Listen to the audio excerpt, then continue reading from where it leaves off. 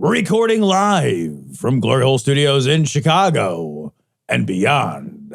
This is Cognitive Dissonance. Every episode we blast anyone who gets in our way.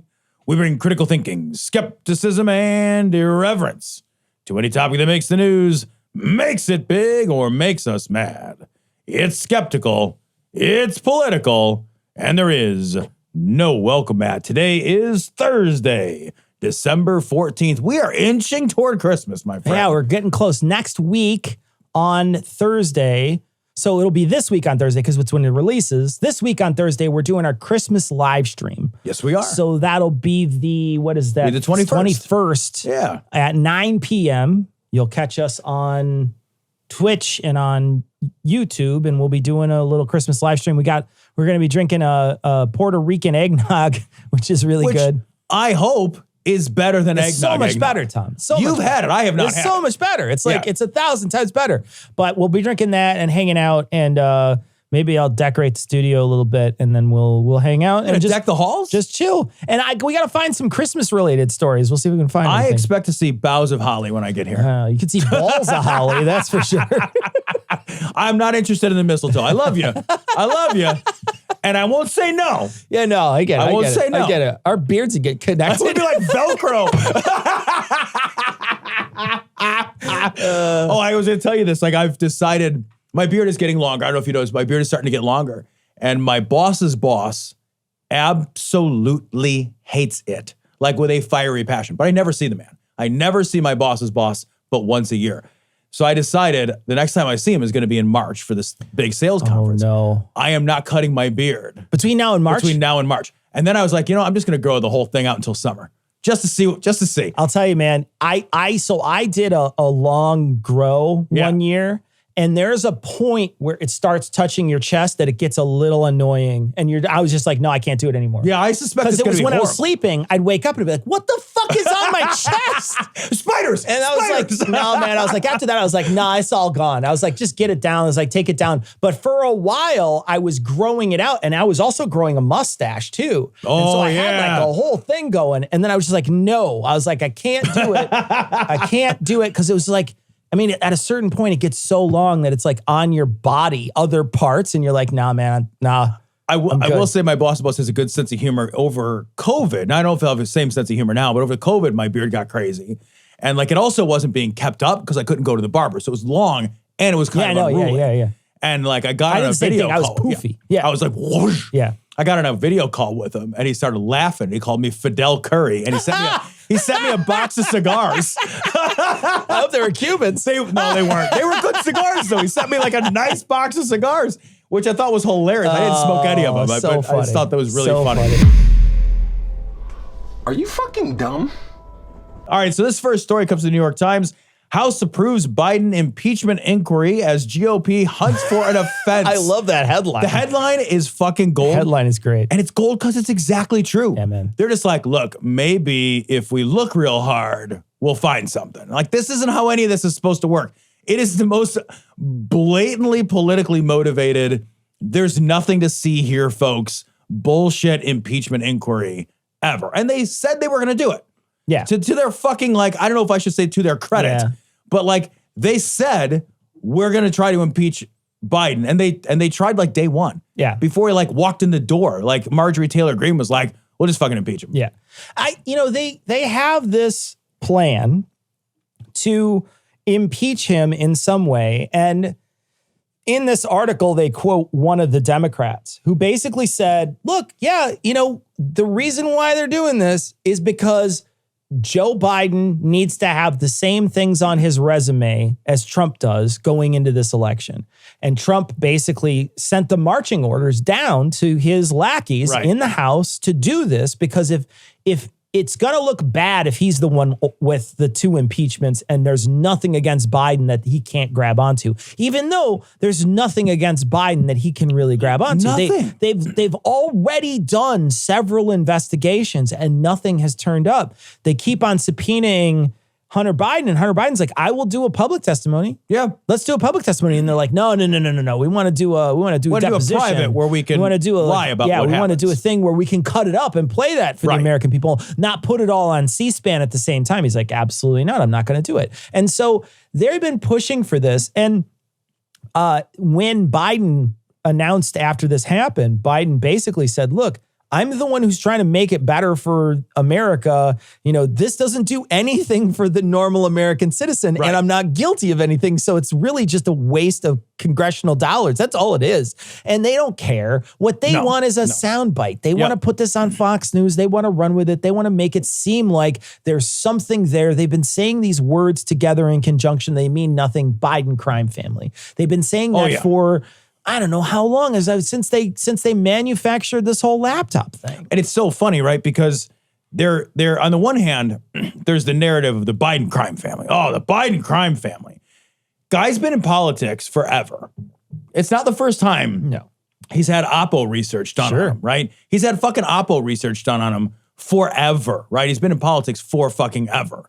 Nobody ever digs anything up because the guy doesn't do any fucking shit. Like, he's just a guy who goes to work and gets in politics. Like, that's it.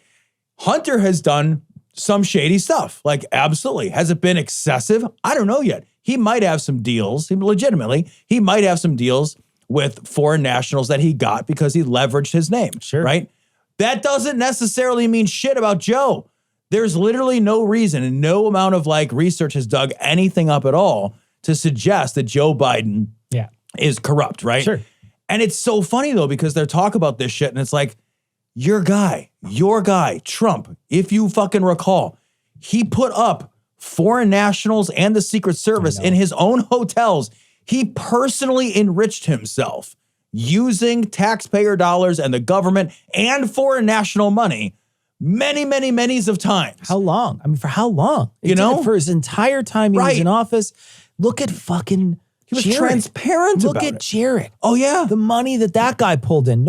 There's nobody running any kind of inquiry into the amount of money that he got after he stepped down from whatever office he held. Yeah, I know, right? And these guys, for a while, they were having these jobs handed to them that they were wildly unqualified for, that they hadn't even met the security clearances of yet. Yeah. They were getting pulled into briefings and shit for shit they hadn't even been security cleared for. The nepotism and the corruption and the blatant money laundering is just so open and obvious. And then on the other side, it's fucking 5 decades of politics. 5 decades of politics.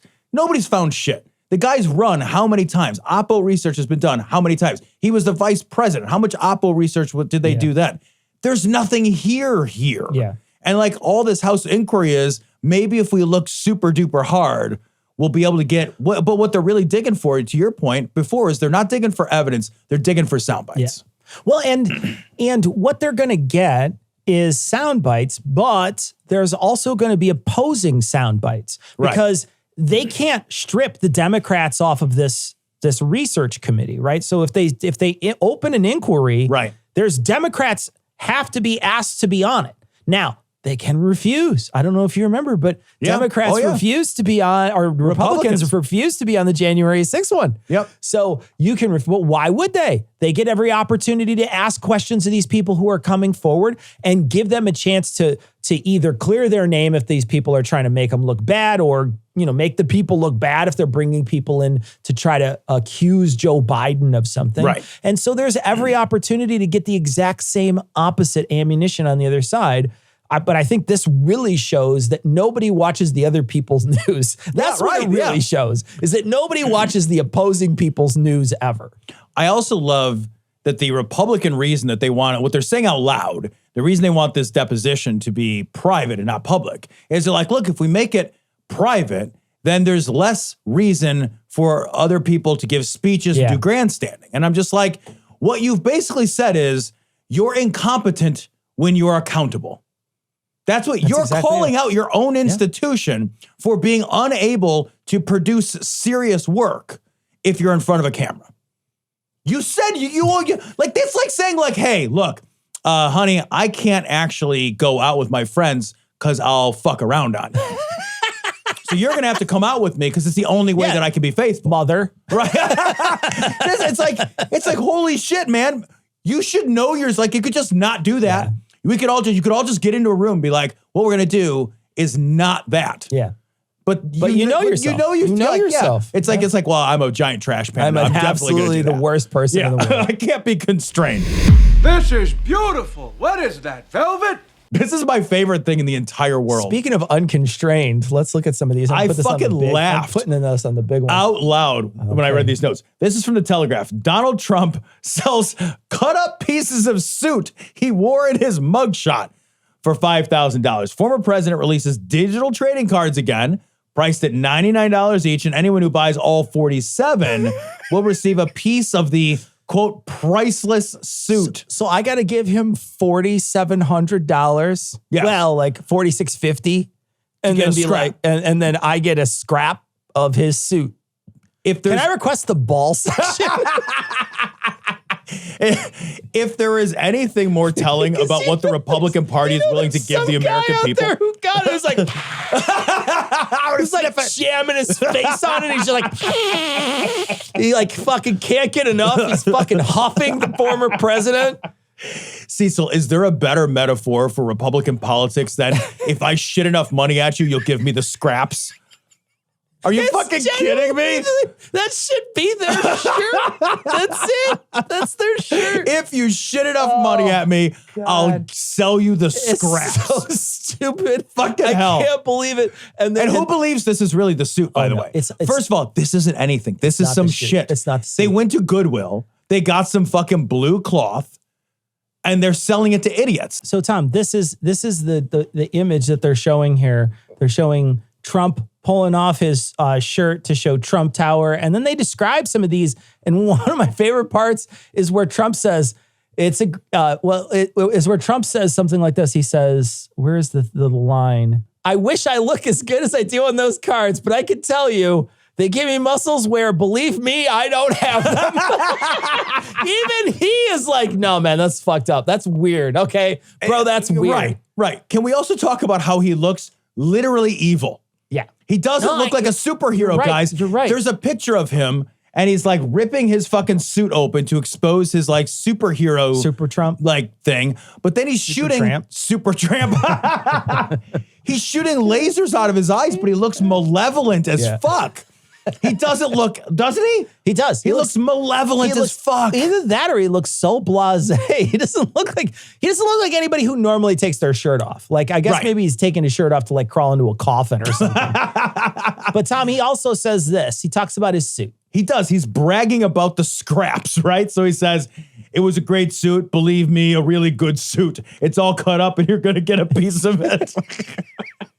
It was a good suit. Believe me, a really great suit. Like, I give a shit what the quality of the scrap suit I get is. What if somebody buys 47 of them and then, or 470 of them, or however many he has to buy, and then he does that all with all of them, and he just buys them all out, and then he redoes the suit. So he gets all the scraps, and then he patchworks the suit back together. How much money do we have in the account? I don't want to give Trump. I don't want to give Trump a single dollar, let alone however much money that would be. That would be an intense amount of money. I don't want that at all. But like, because you look at how big the scrap is, right? Oh yeah, you get a tiny scrap. Dude. It's a tiny little scrap. Yeah, you get a scrap like it's like size of one of his hands. Yeah, it is absolutely. Yeah, it's like a 1 inch by 2 inch scrap.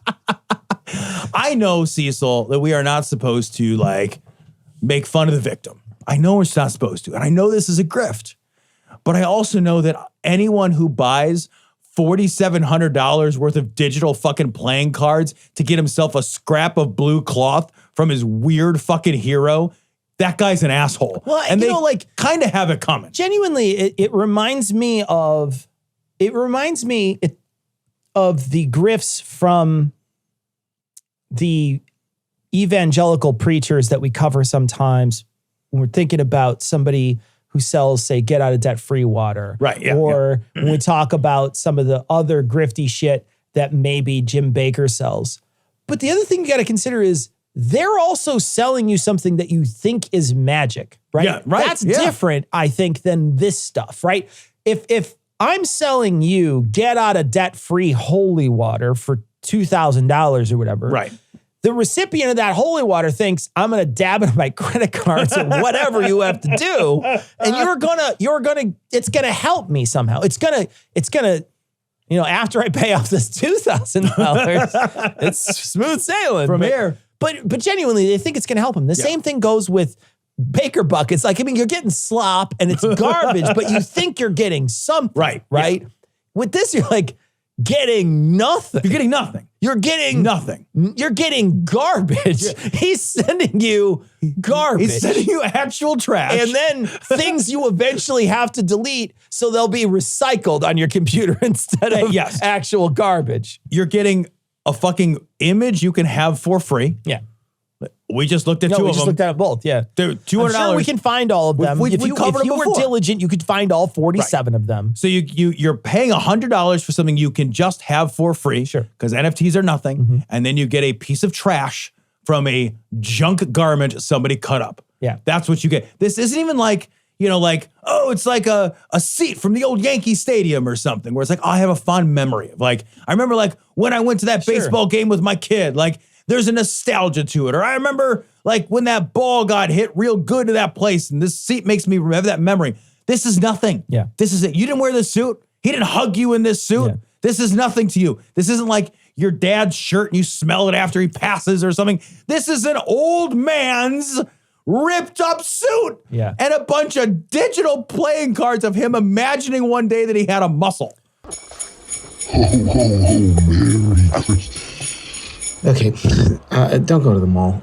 Just don't. It's too many people and the stores are dumb. Plus, why go to 5 or 6 stores when you could go to one? And that one store is adamandeve.com, of course. Play the music, Ian. Because when you go to adamandeve.com and use code GLORY, you'll get 50% off almost any one item. And then Adam and Eve loads on the free stuff with 3 free gifts, 6 free spicy movies, and free and discreet shipping, plus rushed processing. Nothing says you're no longer invited to the family holidays quite like when your grandmother opens up your submission for the family white elephant. Good luck fitting that in your trunk, Granny. So why not stay home and go to adamandeve.com and use code GLORY? So why not stay home and let Santa come down your chimney? Remember, that's code GLORY because we love you. adamandeve.com. Have a happy and wondrous holiday season from all of us at the Glory Hole. Okay, time to get out of this mall. And go to adamandeve.com. Okay. The housing market is propped up on these bad loans. It's a time bomb, and I want to short it. Cecil, I love this so much. I don't think it'll go anywhere, but it's the right conversation for us to have. I put this in the notes because it's rare when one of us gets to talk about something we really know a lot about. We have like a little expertise. When we know a lot about. And so, Tom, this is something you know a lot about. I do, and I appreciate this very much. This is from the New York Times. New legislation proposes to take Wall Street out of the housing market. So what this is a bill that was introduced. Now, they say right away that it is definitely not going to pass this session, right? It doesn't have anywhere near enough sponsors. There's no time for it to move forward. But what it would do is basically say, hey, hedge funds would herefore be banned from buying new single-family homes, and they would be required to divest themselves of their portfolio of single-family homes. And that would be incredibly important. It would be incredibly, and there's actually, there's a part of this article that I really take issue with by one of the naysayers of this plan. So, the biggest problem that we have in housing right now nationally is we have a supply problem. We have a massive supply problem. We underbuilt houses after the 2008 crisis. We're something in the order of a few million units short of what we should have built. Many, many home builders went out of business, and a lot of the home builders that stayed in business or came to be, they weren't buying or building affordable housing, right? They were building primarily upper middle class and above housing because that's where the dollars were at, right? So this is where the economics drove them. And then you've had, as real estate has really, really inflated in price and it's become a really good investment and people have made a lot of money on it, hedge funds have started, and rents have gone up too. So these massive hedge funds and REITs have been buying up giant swaths of America, huge swaths of America. And they own an enormous number of homes. And depending on the neighborhood, you can have entire neighborhoods where like a significant percentage, like 12, 13, 15, sometimes higher percent of the homes are not owned by a homeowner, even like a local one-on-one landlord, right? Like Joe, sure, the yeah. landlord Somebody who owns who's two selling houses. he can't sell his house right away, so he just put it up for a few rental years, for a couple years until he could sell it. So this is not about that stuff. These are like giant hedge funds, and they own many, many, many, many properties, hundreds of properties oftentimes. And like getting these fuckers out of the game would absolutely help our supply problem, because these houses are effectively off the market for human beings, for actual people. And they're only owned by these giant investment companies, these giant hedge funds and REITs. And like they buy houses cash, they buy them swiftly, they push prices up, they outcompete people who are trying to buy a home with like a conventional loan. Because if you're selling a house, you got a guy who can close in 14 days with cash, or you got somebody who can close in 45 days with a loan that might not go through. Yeah. So all the incentive is to sell to that hedge fund. Yeah. And they're just pushing prices up. This would have an impact. This would really be a smart thing to do. And I also think like what we should do in addition, even though no one's asking me, is like we should take a page out of Canada's book and we should stop selling homes to foreign businesses. I was going to bring this up. Yeah. That's a big problem too, is that we're allowing other foreign countries and foreign businesses to purchase large amounts of homes as well. As investments. Yeah. And these are exclusively being held as investments. The purchase of housing as an investment in like, not for your investment, like you as a homeowner, it's an investment for you. It's different. I'm living in it. It's different. You're living I'm living in it. And again, it should go up in value. I'm living in it and I'm maintaining it and I'm continuing to add to it, right? Like if that's the dream, right? Was that you live in it, you continue to maintain it, and you build onto it and make it better, right? That's the dream. And it should go up in value if that's the case. It should go up in value. A rational rate of growth in value would be somewhere around 5%, right? Give or take a couple of points.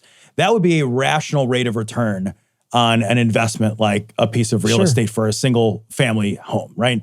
But like if you look over the last few years, home prices have shot up, depending on your market. It's very market driven, but home prices have shot up 20% or higher in the last 2 years. That's an unsustainable amount of, like, that's not good for you, even as the homeowner, right? That's bad. So like, we need to get all these fuckers who aren't people living in homes the fuck out of these homes. Yeah. And then we need to turn this around and make this available for actual people to buy homes to fucking plant their asses in, and not to turn everything in America into a fucking inflated rental. Well, and you know, we've said it several times on the show that housing is a human right. Yes. And when you make profits off of human rights, you're bad. You're a bad person, right? Yeah. We shouldn't be making these massive profits and putting people out of a human right, right? We look at, there's so many examples of people across the country who are seeing rents rise through the roof in their area because they just cannot, no matter what, get a place near them or near their work that is even close to what they can actually afford. Right. And so they have to travel far away, live in a different neighborhood that they don't want to live in. And it's because there just isn't anything available nearby because we have these massive gluts, and the amount of rental property is through the roof because there is no homes out there for somebody to leave and go buy. They just don't exist. So lots of people are like, well, I guess I'm literally renting forever because I just don't have, there's never going to be a home that's going to be priced where I could actually buy it. The amount of housing problems that people are having across the country, this is a revolution type problem. It's massively, this is a huge giant fucking problem. It's not, we have to do a lot of things to get out of it. Like, we have to build our way out of this problem to a certain degree. We have to kick these fucking investors the fuck out of here. That includes foreign national investors, right? So they've got to get the fuck out of here. We absolutely need legislation that is going to do this. I do want to say though, like, I am not opposed. I'm not opposed at all, like morally or economically, to owning a small number, as an individual, owning a small number of properties to use them as rent. Because I do think that there is a need for single family rentals to exist. Having personally rented a single family home in my life, I was deeply glad that a single family home was available for me to rent. Sure. I did not want to buy. Buying would not have made economic sense, but I still wanted to have a house. But I would certainly, and I did, I was certainly glad that I was able to rent a house from a family that owned whopping 2 houses, the one they lived in and the one that I rented from them. And they were fine landlords. I think that having a modest portfolio of 1 or 2 pieces of real estate doesn't hurt people and allows there to be some economic flexibility so that housing for rental isn't just apartments. Yeah, because that's right? what it would be. Because then, it would otherwise just be apartments or just be like, you know, maybe a townhouse or something. But like sometimes you want to rent a single family house. You're only going to be someplace for a handful of years. Yeah. Buying would be a bad economic decision. I don't want to get like shoehorned into an apartment. So I don't want to say that like nobody should ever have a house and rent a house. What I am saying is you shouldn't have 75 of them. You shouldn't have a dozen of them. I think you shouldn't have like George X whatever holdings company be the one that owns them, right? That's the worst. That's the problem. That's the worst part that we're running into. And then to have all of them in one area, suddenly you get a chance to really monopolize that price. You know, if I let's say I collect a bunch of homes all in the same subdivision that's right next to, say, an Amazon warehouse, where it's really convenient for somebody to live in this subdivision that's right next to this warehouse or this business sector, and I own 80% of the properties, I can suddenly dictate a lot of that rental price. The moment all these other ones are taken up, then I suddenly get to be like, well, I will squeeze what I can out of that. Now, it doesn't make sense for me to outprice the entire area, but what it does mean is that I can gouge as much as possible. Yeah. Well, and I've seen a new thing that I've never seen before popping up recently, which is these giant hedge funds are getting together with builders, and they are building single-family rental communities, single-family homes as rental-only communities. So you'll see an entire subdivision go up. None of those homes are for sale. They are all for rent, and they're all investor-owned and builder purchased, and they're property managed. And that is not a community either. That's the problem. Is that like, you know, this without stability of people getting in a property and staying in it for a long time and having ownership and building equity, you have these communities being built where there's a lot more like movement in and out of that neighborhood. And that's not good for the neighborhood. Yeah. It's not.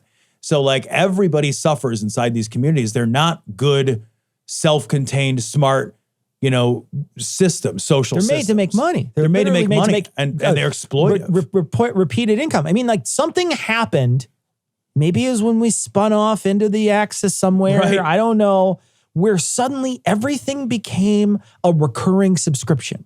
Where every single thing in the world now is a recurring subscription of something. They all the different channels decided to split off away from cable, and now you're paying literally the same amount of money that you were paying with cable to get your subscription services. I have to pay a subscription service every month for 2 computer programs that I use that I literally in the past used to just pay X amount of dollars for, and for like years they would update them. Right. But now they're like, no, you pay us money every month. So 2 computer programs that I use every single month for this show, I have to pay out of pocket $30+ a month for each one. And I have to have 4 total licenses because I have to give one to Ian. So I have we pay a lot of money on subscriptions because that software doesn't exist anymore. Like that software is now cornered behind, and that's not one thing. That's a million things are now subscription based. They want to make your washer dryer subscription based. They want to make your heated seat subscription based in your car. You're not exaggerating. And I'm not kidding about some of this stuff. And they want to make your fucking house subscription based. Yeah. Mm-hmm. They don't want you to own your house. They won't want you to have this asset. They want to own the asset. And then you just keep giving them money over and over and over, and you get nothing in return. There's never any equity. There's never anything for you. They just get to keep all that. They pay it off eventually with the money that you give them. They probably already paid it off already because they paid cash. They pay cash. But you know what I mean? Like they earn the money that they get back from that thing, and then they just keep growing it forever. And you get literally nothing. Yep, absolutely. Except for a place to live. Yeah. Your mother wanted you aborted. This has been a great big fucking story this week. This is from the Washington Post, a very sad story. Texas Supreme Court rules against woman at the center of abortion battle. So there is a woman in Texas. She is pregnant. I don't know if she's still pregnant because I know she's going to go out of state for an abortion now after this, but she became pregnant with a baby she very much wanted. I think the third baby. Yes, this is her third child. Genetic testing revealed that the baby had a trisomy 18 birth defect, chromosomal birth defect, which means that the baby would be born and be absolutely unable to survive. Like it is a 0% chance. It's carrying a baby that is still alive now, but won't be the moment it comes out. Right. So, and I worked with a woman who had this, a baby with this birth defect. And it broke that lady's heart. Like I felt so bad for that lady. I mean, I cried for her. Like her heart was broken from this. This lady in Texas found out like, shit, like I'm carrying this baby. It has a 0% chance of survival. Also, she had 2 previous C-sections. This baby would be born by another C-section, which every time you get a C-section, your opportunity to get pregnant again is decreased. Sure. So this might also be the last chance she has to get pregnant if she's forced to carry this child to term and, deliver it via C-section. So she said, hey, if there's a medical exception here, I should count this medical exception. This is the one. So she went to the courts in Texas and asked for a TRO, temporary restraining order, against the ban, which is what you need to do if you want to make sure that nobody's going to get fucking, in trouble and have to pay the draconian tens of thousands of dollars repeating forever fines and shit. And no doctor's going to do it without assurances. And they fucking said no. The appeals court said yes. So, but the Texas Supreme Court was like, sorry, Charlie. Looks like you're having that fucking stillborn or... We're going to take away your ability to have a child possibly in the future. Right. We're going to punish you for being a woman. Yep. Because that's what this is. That's all it is, We're going to punish you because you're a woman. Yep. And we're going to control every aspect of your life. And even though this is one of those perfect examples that they all, if this was brought up in one of those hypothetical arguments that they were in, they would immediately say, oh, well, we don't want to restrict access for people like that. We have exceptions. We have exceptions. What we want to do is stop this as birth control. Stop this. We want to stop people from choosing this instead of, practicing safe sex, practicing, family planning, et cetera, et cetera. Instead, here's a perfect example to put your money where your mouth is. And what they did was say, how about fuck you? Yep. How about fuck you forever? And now this person has to leave the state. Now they petition the state because fuck you. That's right. why. Yeah, that's exactly right. Yeah. And what the lawyers for this woman said is, we want you to define, you guys keep saying that the rules are clear. So here's a case. Define the limits of your rule. Let's actually get down to brass tacks. Nitty-gritty. Define the limits of your rule. And the Supreme Court said, all right, push me. I'll push right back. Here's the limit. No. It's basically no for everybody. The exception is nonsense. Unless you're actively in the process. And they said, how close to death does a woman have to be? 30% chance she'll die? 80% chance? Define our limits.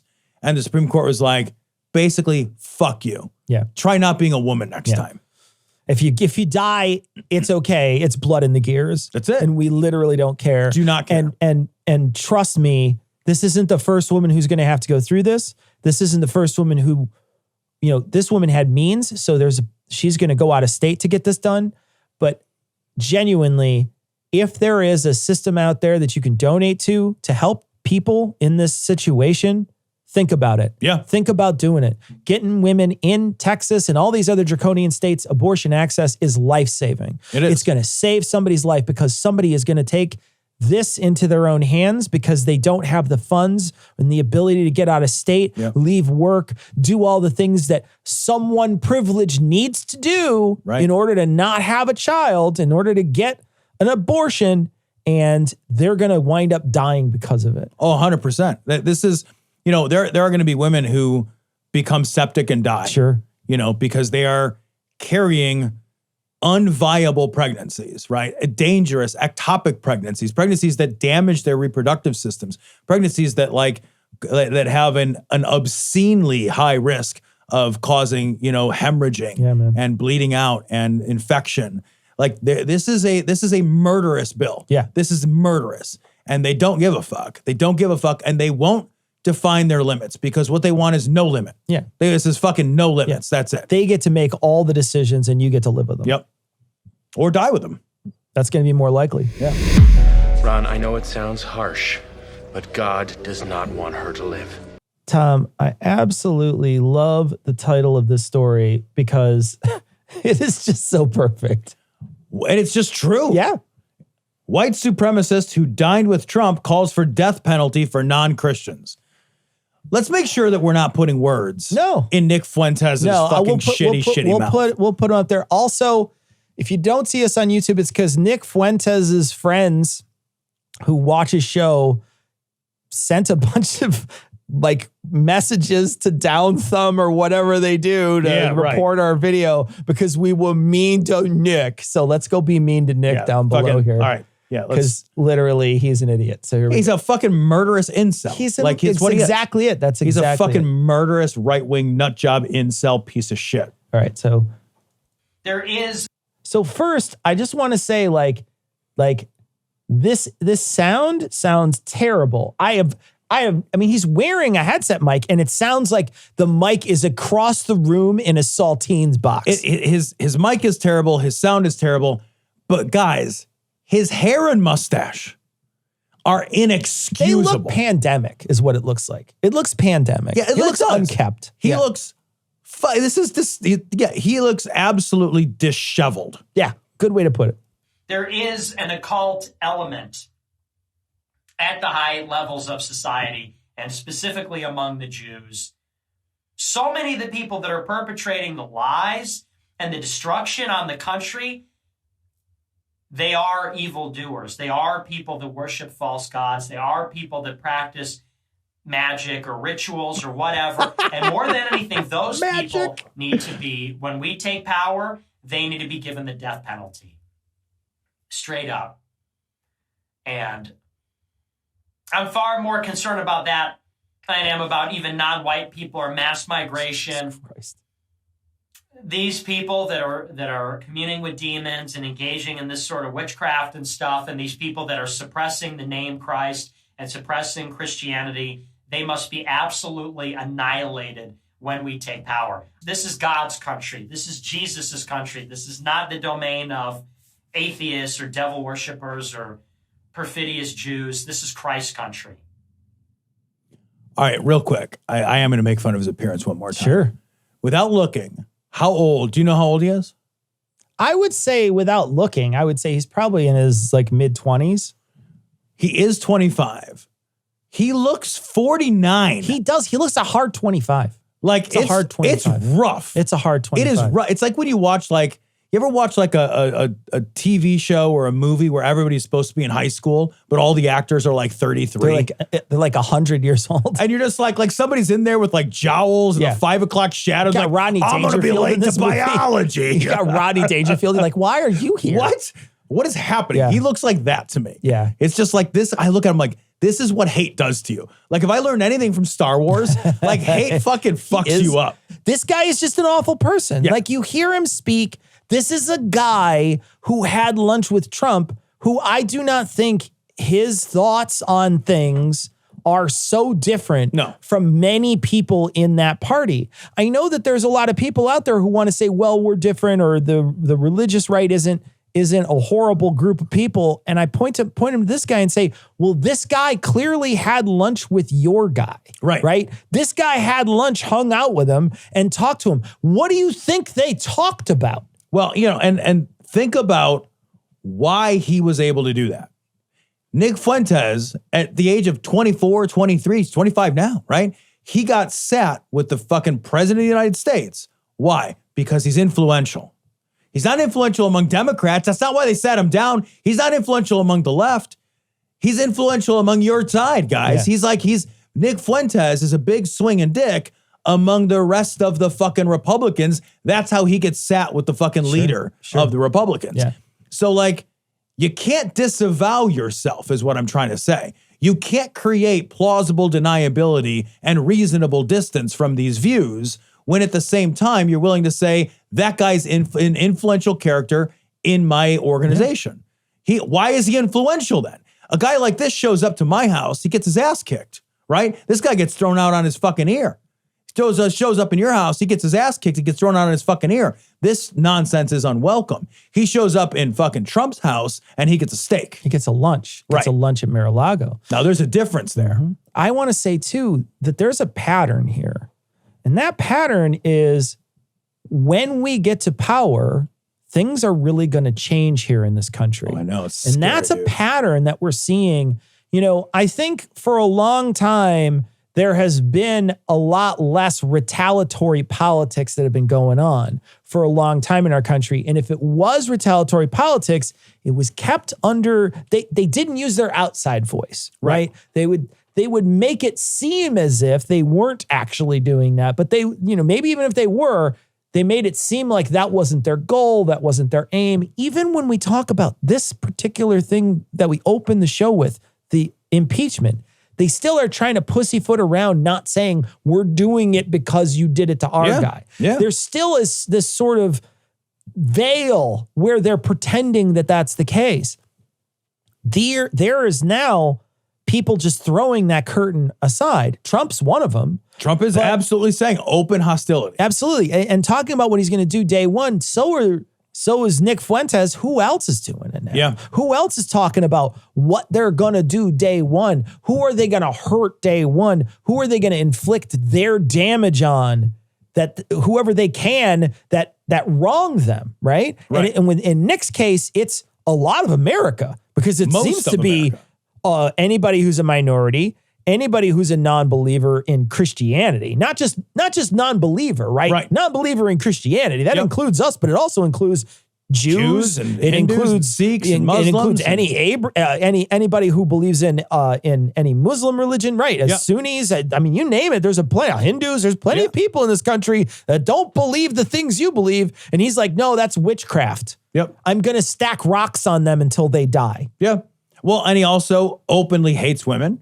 And he's so like he is a guy who is expressing a desire for the violent tyranny of a specific white male minority, a very tiny subset of this country. And like this is stuff now, like in the past, this would be stuff that lived on the fringes, right? Sure. You'd make a movie like American History X about it. It would be worth knowing, it'd be worth watching out for, but this was fringe stuff for the most part, right? Now I have real worries that this will become mainstream. Sure. I hear Nick Fuentes and it's like, I am tempted to laugh at a guy who believes in magic. I am tempted to do that. And I want to do that because I should be able to be like, magic? The fuck, bro? Go ride a dinosaur or whatever. Yeah. Like, that's nonsense. But this guy sat down with the president. The president is not unlike this guy. Sure. The president is like, I'm also going to hurt the same people. Yeah. Like, this is the world we're barreling toward. I don't look very, very far away from the president to see Stephen Miller talking about massive deportations day one. Yeah. You know, this isn't something that we're pretending isn't going to happen. This is a dire situation that America is in if these people get reelected. There might not be another election after that. Yeah, look, yeah, you're not wrong. And the thing is, like, when these people tell you who they are, fucking believe them. Believe him, man. Believe this guy. He wants to murder people. He wants to kill people. And if he gets enough power, he will make that happen. Trump is saying to you guys, here's who I am. Here's what I'll do. Believe it. They didn't believe it in 2016. Yeah, no. They openly, that's just all rhetoric for show. You are making $500,000 and you were only going to pay me 30? You're getting 30 grand? I'm getting 1,000. But you guys are getting paid? This story's from the Daily Beast. Fox News, Democrat voter is actually unaffiliated anti-vax activist. I can't believe that. I don't want to play the clip because I don't want to give Fox News the views or whatever. But really what they did was they had a Fox and Friends morning segment. They brought on a bunch of people who they labeled, right? So they label them as like, this is a conservative, this is a Democrat, this is a whatever. And here's a person who comes in, absolutely shits on Biden and the Democrats, also kind of shits on Trump too a little bit because they're talking about vaccine policy. But genuinely, they should put at the bottom of every single Fox News anything dramatization, right? Yeah, This is right, almost, right. It's almost a paid actor, right? Dramatic This is a reenactment paid of it. actor in a Right. closed course. Right. Like, I don't know how you can get away with calling this news. If another news organization watches your shit, sees somebody and says, oh, isn't that person who's an anti-vax activist who said that they were a Republican before, a libertarian before? Why are they listed as Democrat voter? Yeah. Because you got a narrative you want to push. You want to exactly right. you want to tell all those people that are watching your show that even the Democrats are jumping ship. Yep. Yeah, this is, and the thing is, like, Fox fucking knew it. Fox knew it. This wasn't a mistake. It's not like they got tricked by somebody, right? When I first read this, I was like, oh, I wonder if somebody like purported to be a Democrat in order to get on this panel and like tricked Fox. And then they were just like, turns out it was me all along. Ha ha ha. No, Fox absolutely knew who this person was. This person is a well-known figure. This is a well-known figure. Well enough where other people saw it and said, that's somebody who is an anti-vax activist. Right. Who has said it before that they are politically homeless is how they describe themselves. So like, this is not somebody who's but Fox doesn't care. There's no attempt toward truth. There's no like even nods toward truth anymore over there. Everything is about building a narrative and controlling a base. Yeah. And they want to build that narrative, control the base, and sell that base, whatever dumb shit they can sell the base. Fox is just a money printing machine. That's what Fox is. It's an ideologically motivated money printing machine. They got to recoup their $700 billion or $1 million from their fucking lawsuit. They got to get as much money as they can. What baffles me nowadays is anybody who's at all swayed by a Vox Populi segment like this. And the reason why I say that is nothing has illuminated to me the absolute fucking complete loss of intellect than social media, right? Yeah. So I get a chance to see a ton of people on social media bare their soul and say the literal dumbest shit I've ever seen in my entire life. And these are the you normal can call me people. Out privately. Average. I feel a little hurt right now. Just, send me a DM. But seriously, like average people, right? These are, if I have 2,000 friends, right, 1,000 of them say something I just look at and say, holy sweet fuck. Did you think that out loud? Oh, I know, so I'll man. look at that and think, I can't imagine thinking that a person on the street now, because back in the day, they used to edit that shit, right? They'd get a man on the street interview and they'd get 25 people and they'd literally throw out the worst ones. Yeah. They would throw anybody who had nothing to say or couldn't figure it out and didn't know, get rid of them. Yep. But now that person has a mic. They're sitting in the studio. Yep. You get a chance to listen to this person who has nothing, who knows nothing about anything. Oh, yeah. Tell you about what they're going to do. I fucking hear that so hard. It's like, I think you and I grew up living in a bubble created by editing. Yeah. Right? And maybe that was a problem.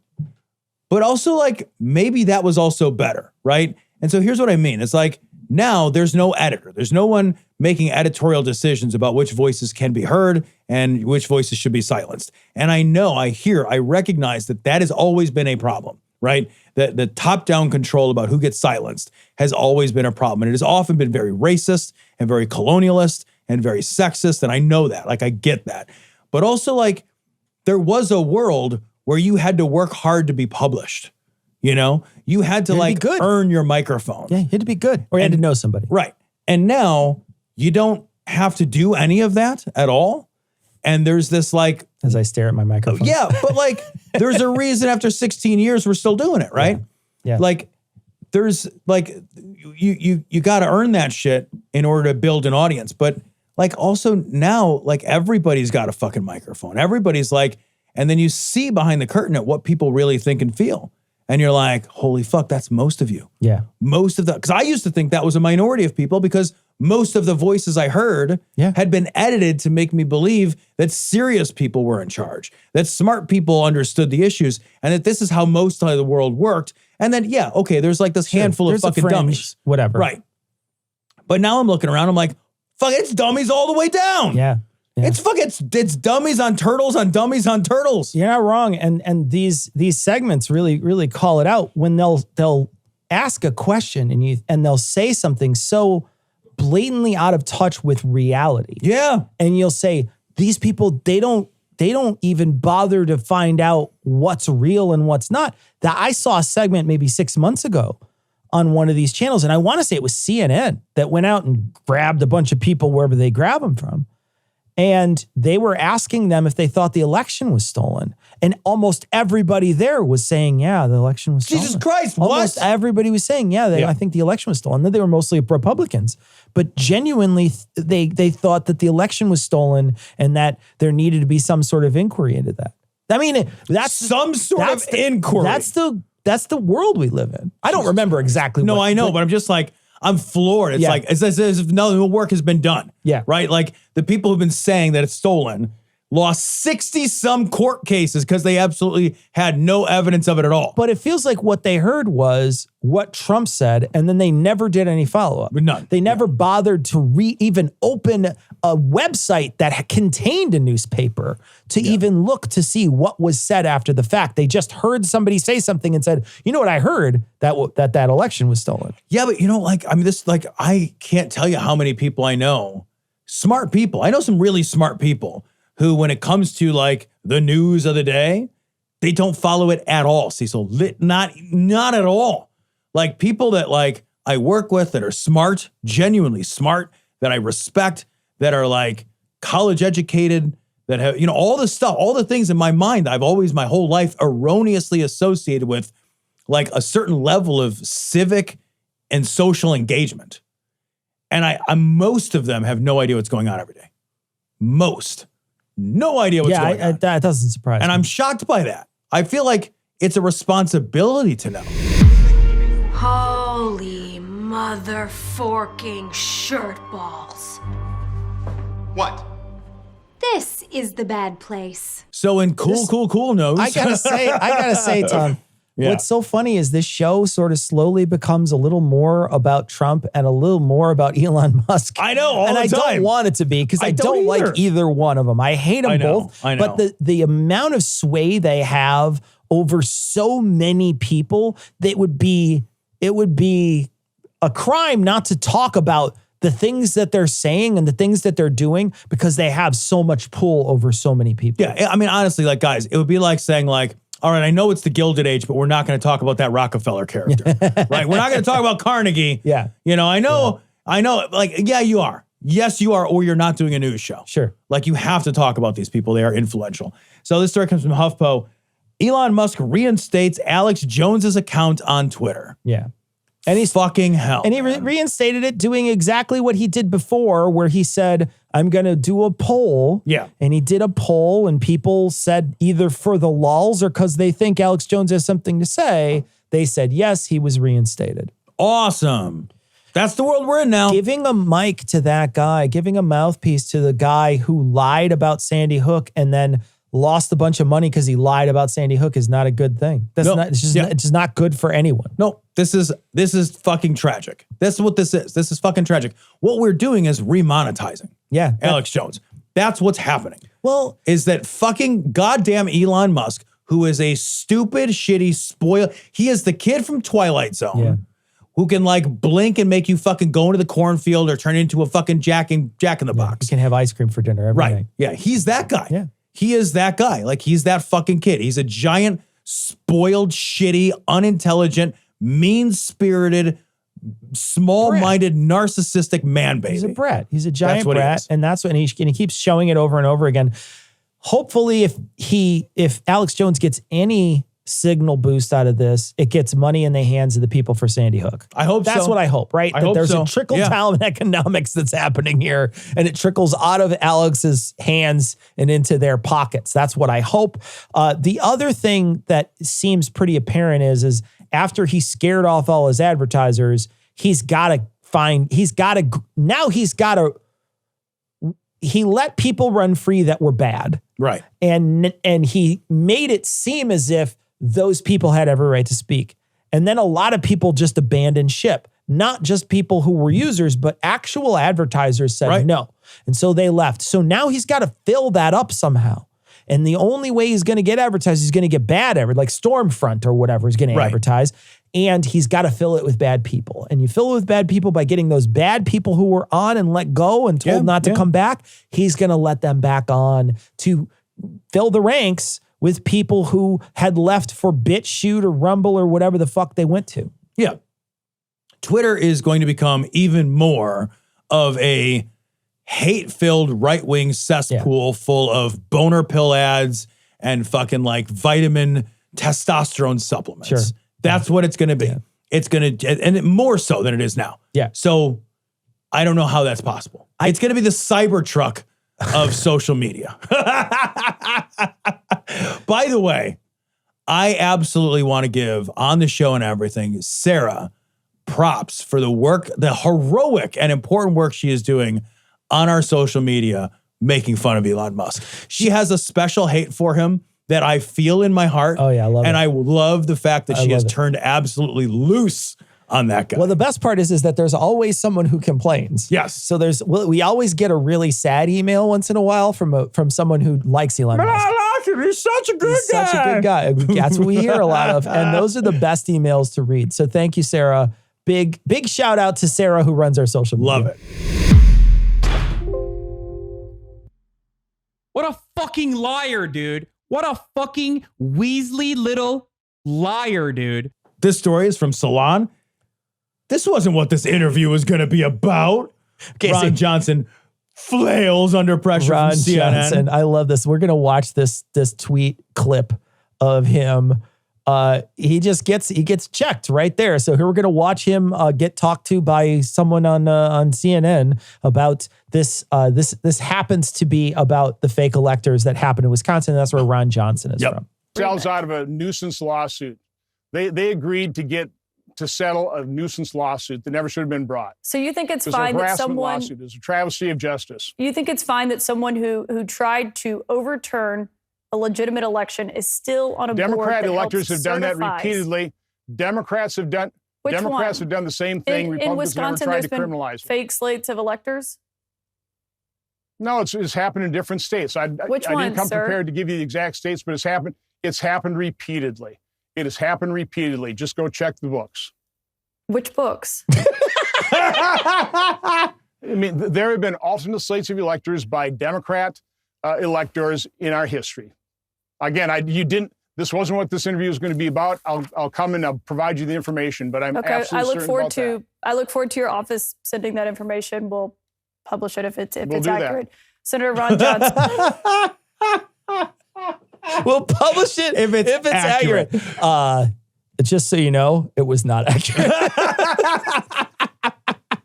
There's like a narrator who leans out. It was not accurate. Fucking amazing. His office never sent anything. Of course he didn't. The office never sends anything. This is always, there's never follow up with this is the same as what Trump does, right? Like lots of people say, yeah.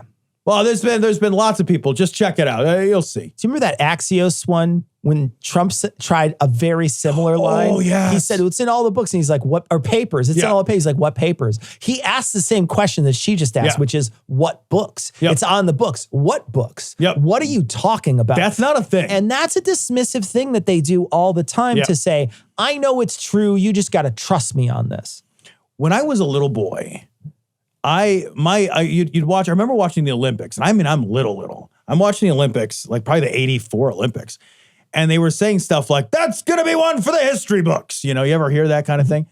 And I believed in my heart of hearts for years after that there was the history books, right? That'll go down in the history books. You thought it was an actual definitive book the history called books. The History Books. I thought that every family must have a copy of the history books. And I remember asking my stepdad, like, where are our history books? Like, we should have, and he was so confused because the question must have not made any sense at all. It doesn't make any sense because he doesn't put two and two together. Right, because he doesn't have all the rest of it, right? And I don't know what to explain to him because in my mind, like, everybody has the history books, and that's where these things go down in. Obviously. And this feels like playing to that same idea that I had when I was fucking 6, right? and I was a fucking idiot. And I was looking around my house for something called the history books. Martha, they just broke the diving record. Get out the history books. Break them out. Bring them to the table. Write it down. No. It was 6.26 meters. That's what I thought. When you're fucking 6, you're garbage. So like my brain was just like, that's down in the history books. That's amazing. This feels like they're playing to people who still hold that idea. Yeah. You just check the papers. Oh, well, it's got to be the papers. What paper? It's like what papers, Sarah Palin? Which ones are you reading? About Sarah Palin. Yeah. What papers you read? All of them. I read them all. All of them. I read all the papers. Everyone. That proves to me you read no papers. When you say you read them all, that means you read none. You don't read any. You might not even be able to read. There's a possibility. What's on your hand, Sarah? You don't actually know how to read.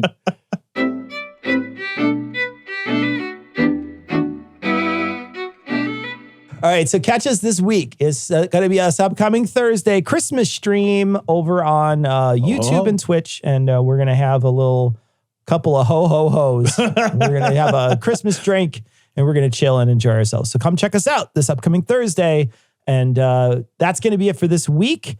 We are going to leave you like we always do and wish you a Merry Christmas, because we're going to wish you a Merry Christmas on Thursday, of course, if you show up. But on today, the next episode that launches will be after Christmas. So Merry Christmas. Merry Christmas. If you celebrate, have a great Christmas or a happy holidays or whatever you want to call it. I don't care. I literally don't care. Will our show actually come out on Christmas? Our show will be out on Christmas. That's right. It's a Christmas Day episode. We'll have a Christmas episode. Oh, it's a Christmas not miracle.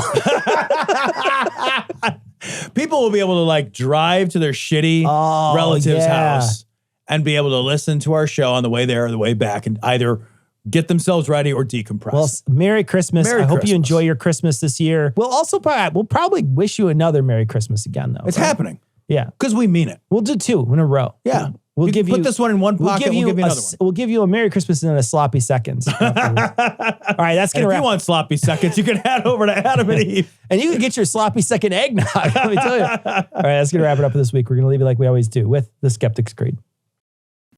Credulity is not a virtue. It's fortune cookie cutter, mommy issue, hypno-Babylon bullshit. Couched in scientician, double bubble, toil and trouble, pseudo quasi alternative, acupunctuating, pressurized, stereogram, pyramidal, free energy healing, watered downward spiral, brain deadpan sales pitch, late night info docutainment. Leo, Pisces, cancer cures, detox, reflex, foot massage, death in towers, tarot cards, psychic healing, crystal balls, Bigfoot, Yeti, aliens, churches, mosques and synagogues, temples, dragons, giant worms, Atlantis, dolphins, truthers, birthers, witches, wizards, vaccine nuts, shaman healers, evangelists, conspiracy, doublespeak, stigmata, nonsense. Expose your sides. Thrust your hands, bloody, evidential, conclusive. Doubt even this.